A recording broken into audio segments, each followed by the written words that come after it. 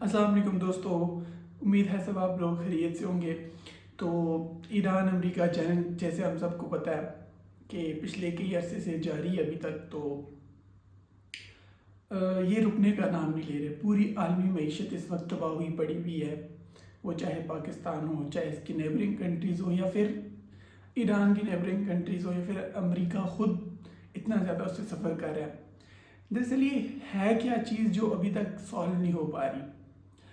सच कहूँ तो ये ईरान और अमेरिका की कोई बराह रास्त लड़ाई तो है नहीं है। ये लड़ाई आपको मैं ऐसे समझाऊँ कि जो अमेरिका का जो चडी बड़ी है, इनका दोस्त है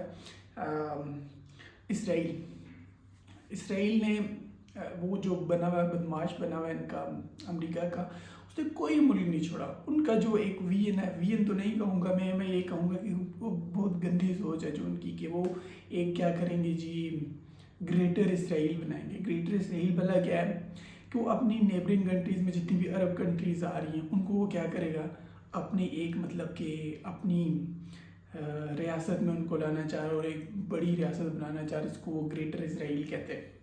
उसके बाद उनके अपने अकायदे हैं कि वो जो भी करेंगे।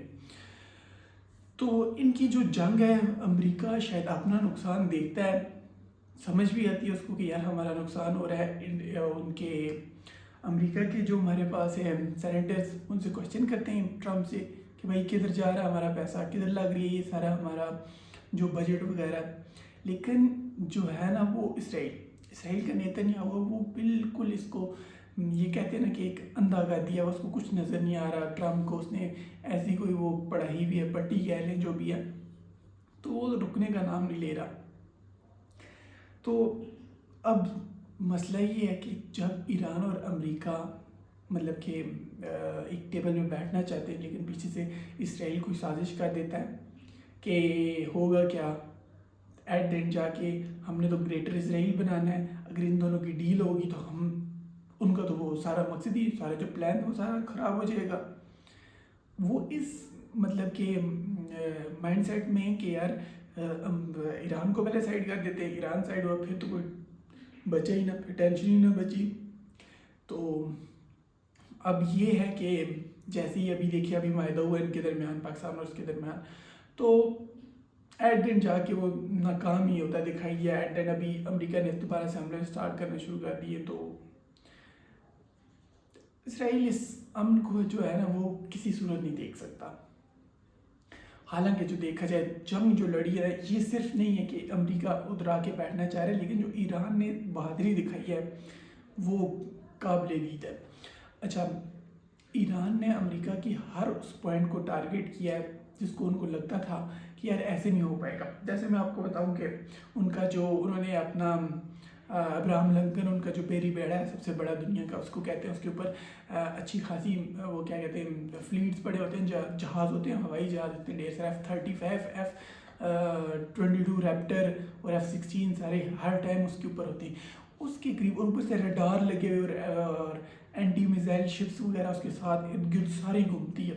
उसके बावजूद उन्होंने अपना बेरी बेड़ा पीछे कर दिया था। क्यों? क्योंकि ईरान की जो स्ट्राइक्स थी ना वो इतनी प्रिसाइज थी कि जाके वो एक तो काफ़ी सारी कंट्रीज जो बीच में आ रही थी उनको ओवरकम करके वो जाके हिट कर रही थी वो जगह। तो ऐसे नहीं हुआ कि अमेरिका ऐसे ही आ गया कि अब टेबल टॉक्स के लिए मान गया, उसके पीछे ईरान ने आपको पता है फिर क्या किया होगा। तो अब देखना ही है कि देखें अब ये जो दोबारा से इनके मुज़ाकरात होते हैं, मुझे नहीं लगता ये दोबारा से कोई मुज़ाकरात हो पाए, स्टेट ऑफ हॉर्मज़ पे कोई चीज़ वो हो पाए। तो लेकिन ये कि अगर ईरान ये करता है, ईरान मिडल ईस्ट की जो है ना सबसे बड़ी ताकत बन के उभरेगा इन केस वो कोई डील कर लेते हैं, क्योंकि उनके ऊपर से सैंक्शंस उठेंगे, सैंक्शंस हटेंगे तो फिर वो आपको पता वो ऑलरेडी इतने अच्छे सैंक्शंस के होते हुए इतना वेल इस्टेब्लिश है, तो सैंक्शंस हट गई तो वो क्या करेंगे।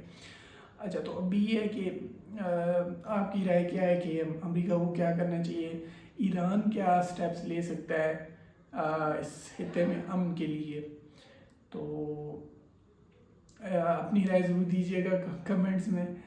तो बाकी ये है कि सब्सक्राइब करें और चैनल को लाइक करें, तो ऐसी अपडेट्स आप तक शेयर की जाएगी। शुक्रिया।